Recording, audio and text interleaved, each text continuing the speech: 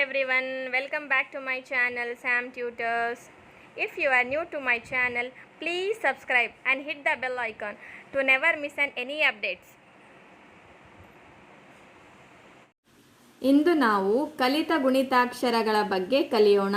ನನ್ನ ಹಿಂದಿನ ವಿಡಿಯೋಗಳಲ್ಲಿ ನಾವು ಗುಣಿತಾಕ್ಷರಗಳ ಬಗ್ಗೆ ಎಲ್ಲ ತಿಳಿಸಿದ್ದೇನೆ. ಇದು ನನ್ನ ಕಲಿತ ಗುಣಿತಾಕ್ಷರಗಳ ವಿಡಿಯೋ ಆದುದರಿಂದ ನಿಮಗೆಲ್ಲ ರಿವಿಷನ್ ಥರ ಆಗುತ್ತೆ. ನೋಡಿ ಹಾಗೂ ಕಲಿಯಿರಿ. ನೋಡೋಣ ಬನ್ನಿ. ಸ್ವರಗಳು, ಸ್ವರ ಚಿಹ್ನೆ, ಅಕ್ಷರ, ಪದ ಹಾಗೂ ಮೀನಿಂಗ್ಸ್ ಇನ್ ಇಂಗ್ಲಿಷ್ ನೋಡ್ಕೊಳ್ಳೋಣ. ಹಾಗಾದರೆ ನೋಡಿ, ಸ್ವರಗಳು ನೋಡಿ. ಮೊಟ್ಟ ಮೊದಲನೆಯ ಸ್ವರ ಅದರ ಚಿಹ್ನೆ ಈ ರೀತಿಯಾಗಿರುತ್ತದೆ. ಅಕ್ಷರ ನಾವು ಕ ತೆಗೆದುಕೊಳ್ಳೋಣ. ಪದ ನೋಡಿ, ಕದಿಂದ ನಾವು ಪದ ರಚನೆ ಹೇಗೆ ಮಾಡಬೇಕೆಂದು ತಿಳಿಯೋಣ. ಕ ವ ನ ನೋಡ್ಕೊಳ್ಳಿ, ಕವನ ರಚನೆಯಾಗಿದೆ. ಮೀನಿಂಗ್, ಕವನ ಅಂತ ಹೇಳಿದರೆ ಇಂಗ್ಲಿಷ್ನಲ್ಲಿ ಇದರ ಅರ್ಥ ಪೋಯಮ್ ಅಂತ ಹೇಳ್ಬಿಟ್ಟು. ನೋಡಿ, ಸ್ವರ ಆ ತೆಗೆದುಕೊಂಡಾಗ ಅದರ ಚಿಹ್ನೆ ಈ ರೀತಿಯಾಗಿರುತ್ತದೆ. ನೋಡಿ, ಕಕ್ಕೆ ನಾವು ಸ್ವರ ಚಿಹ್ನೆ ಹಾಕಿದಾಗ ಕ ಗುಣಿತಾಕ್ಷರ ಉಂಟಾಗುತ್ತದೆ. ಕಾದಿಂದ ನಾವು ಪದ ರಚನೆ ಮಾಡೋಣ. ಕಾ ನೋಡಿ, ಕಾದಿಂದ ಗೆ ಸೇರಿಸಿದರೆ ಕಾಗೆ. ನೋಡಿ, ಕಾಗೆ ಆಯಿತು. ಕಾಗೆ ಅಂತ ಹೇಳಿದರೆ ಮೀನಿಂಗ್ ಇನ್ ಇಂಗ್ಲಿಷ್ ಕ್ರೌ. ನೋಡಿ, ಸ್ವರ ಈ ಅದರ ಚಿಹ್ನೆ ಈ ರೀತಿ. ನೋಡಿ, ಕಕ್ಕೆ ನಾವು ಸ್ವರ ಚಿಹ್ನೆ ಸೇರಿಸಿದಾಗ ಕಿ ಉಂಟಾಗುತ್ತದೆ. ಕಿ ಗುಣಿತಾಕ್ಷರದಿಂದ ಪದರಚನೆ ನಾವು ವಿ, ಕಿವಿ ಅಂತ ಹೇಳಿದರೆ ಇನ್ ಇಂಗ್ಲಿಷಲ್ಲಿ ಇಯರ್. ನೆಕ್ಸ್ಟ್ ಸ್ವರ ಈ ನೋಡಿ, ಅದರ ಚಿಹ್ನೆ ಈ ರೀತಿಯಾಗಿರುತ್ತದೆ. ನೋಡಿ, ಅಕ್ಷರ ಹೀಗೆ. ಕಿ ಗುಣಿತಾಕ್ಷರದಿಂದ ನಾವು ಪದ ರಚನೆ ಮಾಡೋಣ. ಕೀಟ ನೋಡಿ, ಕೀಟ ಅಂತ ಹೇಳಿದರೆ ಇನ್ ಇಂಗ್ಲಿಷಲ್ಲಿ ಇನ್ಸೆಕ್ಟ್ ಅಂತ ಹೇಳಿ, ಇನ್ಸೆಕ್ಟ್. ನೆಕ್ಸ್ಟ್ ಉ ಸ್ವರ ಉ ತೆಗೆದುಕೊಂಡಾಗ ಅದರ ಚಿಹ್ನೆ ಈ ರೀತಿಯಾಗಿರುತ್ತದೆ. ನೆಕ್ಸ್ಟ್ ನೋಡಿ, ಅದರ ಗುಣಿತಾಕ್ಷರ ನಾವು ಹಾಕಿದಾಗ ಅಕ್ಷರ ಕು ಆಗುತ್ತದೆ. ಪದ ರಚನೆ ನೋಡ್ಕೊಳ್ಳೋಣ. ಕೂದಿಂದ ಯಾವ ಪದ ರಚನೆ ಆಗುತ್ತದೆ ನೋಡೋಣ. ಕುರಿ ಅಂತ ಹೇಳಿದರೆ ಶೀಪ್. ನೆಕ್ಸ್ಟ್ ಸ್ವರ ಉ ಸ್ವರಕ್ಕೆ ನಾವು ಅದರ ಚಿಹ್ನೆ ಈ ರೀತಿ. ನೋಡಿ, ಕ ವ್ಯಂಜನಕ್ಕೆ ನಾವು ಸ್ವರ ಚಿಹ್ನೆ ನಾವು ಹಾಕಿದಾಗ ಕು ಅಕ್ಷರ ಉಂಟಾಗುತ್ತದೆ. ಕೂದಿಂದ ಪದ ರಚನೆ ನೋಡೋಣ. ಕೂದಿಂದ ಕೂಸು ಅಂತ ಹೇಳಿದರೆ ಇನ್ ಇಂಗ್ಲಿಷಲ್ಲಿ ಇನ್ಫೆಂಟ್. ನೆಕ್ಸ್ಟ್ ರು ನೋಡಿ, ಅದರ ಸ್ವರ ಚಿಹ್ನೆ ಈ ರೀತಿ. ನೋಡಿ, ಕ ವ್ಯಂಜನಕ್ಕೆ ನಾವು ಸ್ವರ ಚಿಹ್ನೆ ಸೇರಿಸಿದಾಗ ಕ್ರೂ ಉಂಟಾಗುತ್ತದೆ. ಕ್ರೂದಿಂದ ನಾವು ಪದ ರಚನೆ ಮಾಡೋಣ. ಕ್ರೂದಿಂದ ನೋಡಿ, ಕೃತಕ ಅಂತ ಹೇಳಿದರೆ ಇಂಗ್ಲಿಷ್ನಲ್ಲಿ ಆರ್ಟಿಫಿಷಿಯಲ್.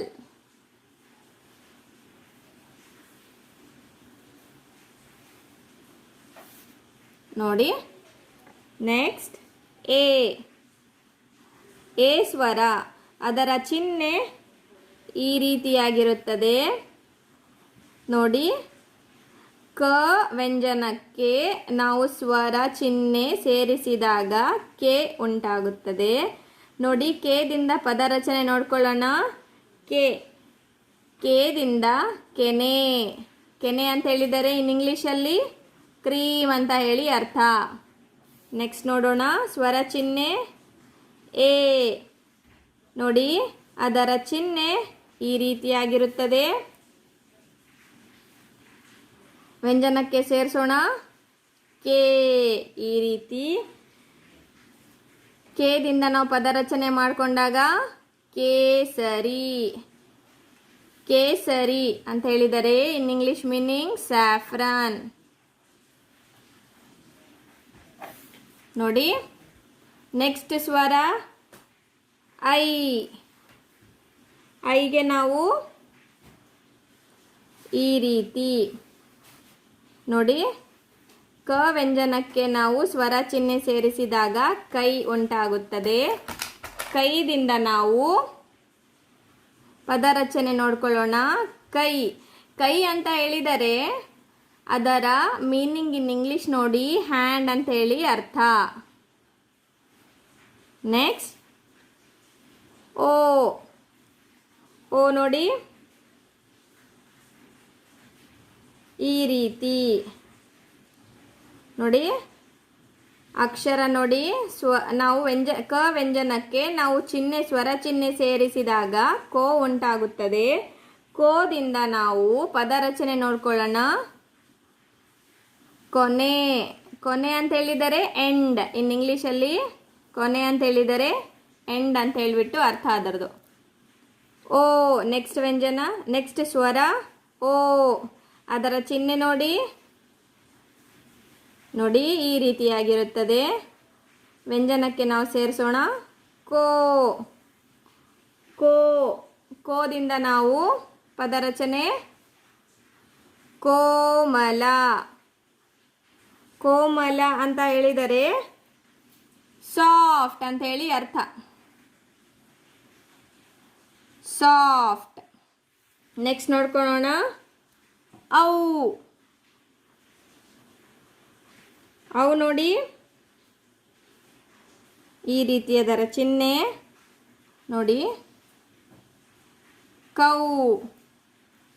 ಕ ವ್ಯಂಜನಕ್ಕೆ ನಾವು ಸ್ವರ ಚಿಹ್ನೆ ಸೇರಿಸಿದಾಗ ಕೌ ಉಂಟಾಗುತ್ತದೆ. ಕೌದಿಂದ ನಾವು ಪದ ರಚನೆ ನೋಡ್ಕೊಳ್ಳೋಣ. ಕೌದಿ. ಕೌದಿ ಅಂತ ಹೇಳಿದರೆ ಇನ್ ಇಂಗ್ಲಿಷ್ ಮೀನಿಂಗ್ ಬ್ಲ್ಯಾಂಕೆಟ್.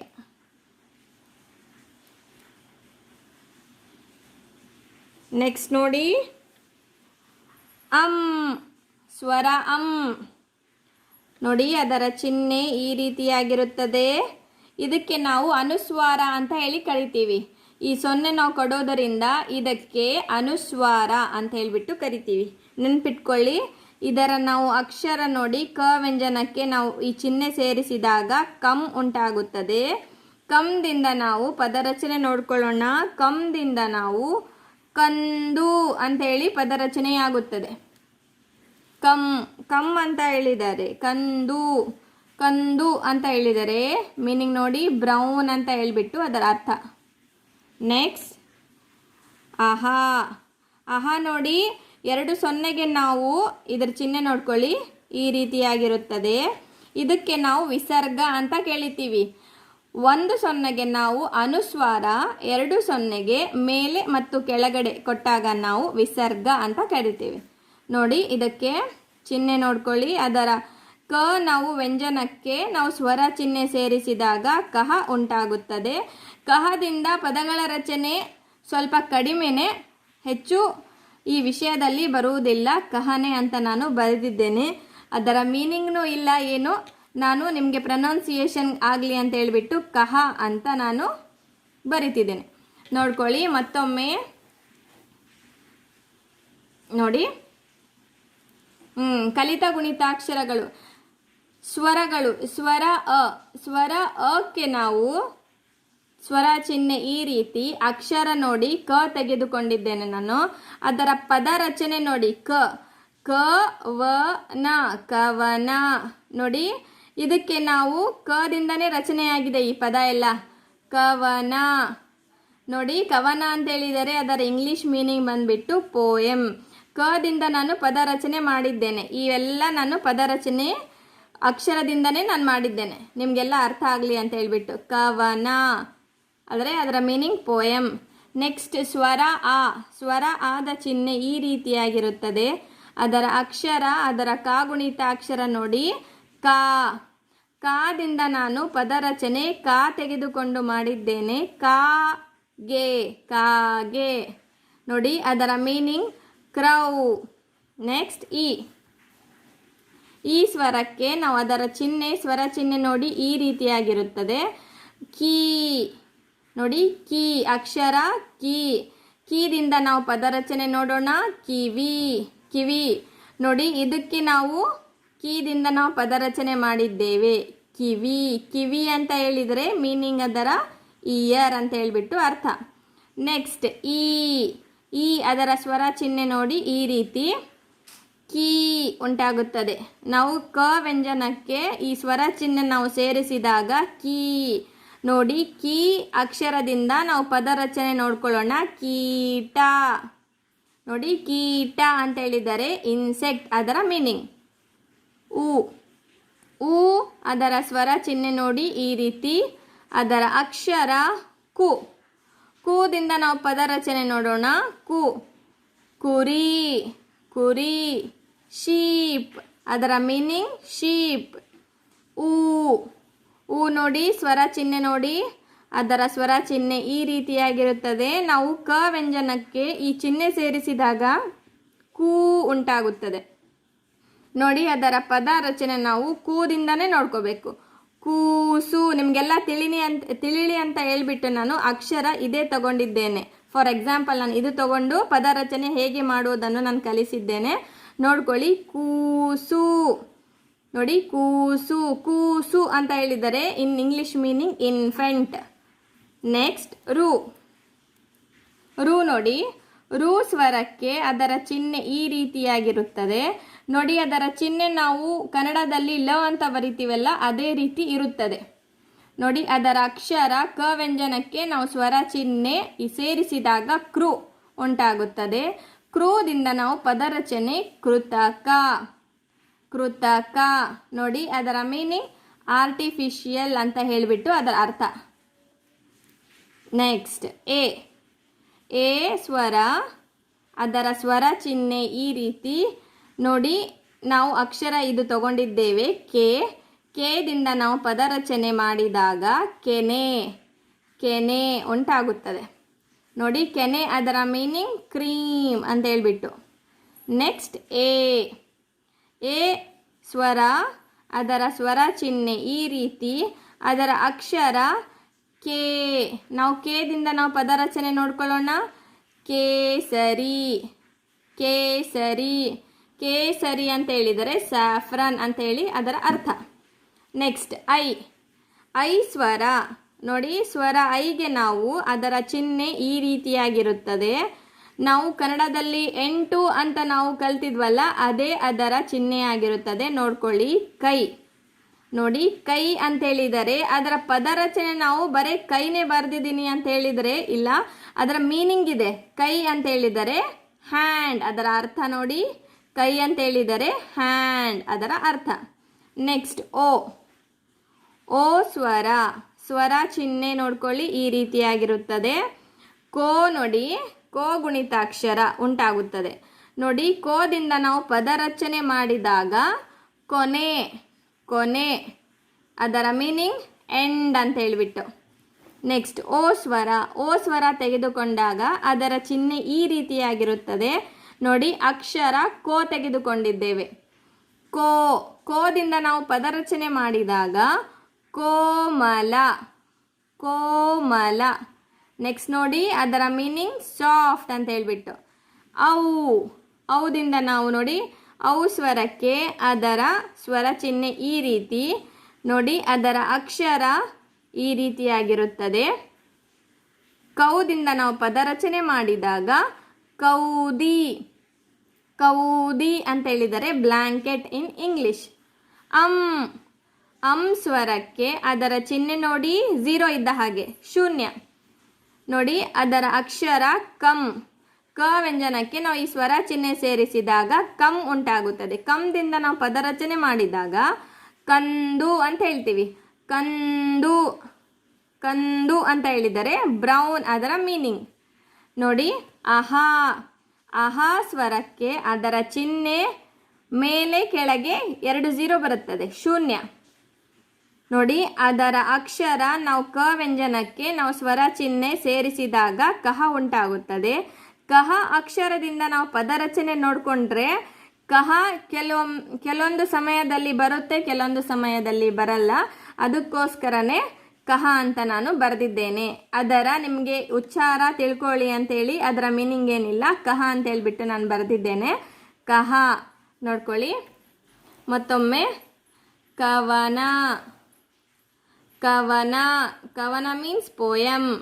ಕಾಗೆ, ಕಾಗೆ ಮೀನ್ಸ್ ಕ್ರೌ. ಕಿವಿ, ಇಯರ್. ಕೀಟ, ಇನ್ಸೆಕ್ಟ್. ಕುರಿ, ಕುರಿ, ಶೀಪ್. ಕೂಸು, ಇನ್ಫೆಂಟ್. ಕೃತಕ, ಆರ್ಟಿಫಿಷಿಯಲ್. ಕೆನೆ, ಕ್ರೀಮ್. ಕೇಸರಿ, ಸ್ಯಾಫ್ರನ್. ಕೈ, ಹ್ಯಾಂಡ್. ಕೊನೆ, ಕೊನೆ, ಎಂಡ್. ಕೋಮಲ, ಸಾಫ್ಟ್. ಕೌದಿ, ಬ್ಲ್ಯಾಂಕೆಟ್. ಕಂದು, ಬ್ರೌನ್. ಕಹ, ಕಹ. ಧನ್ಯವಾದಗಳು.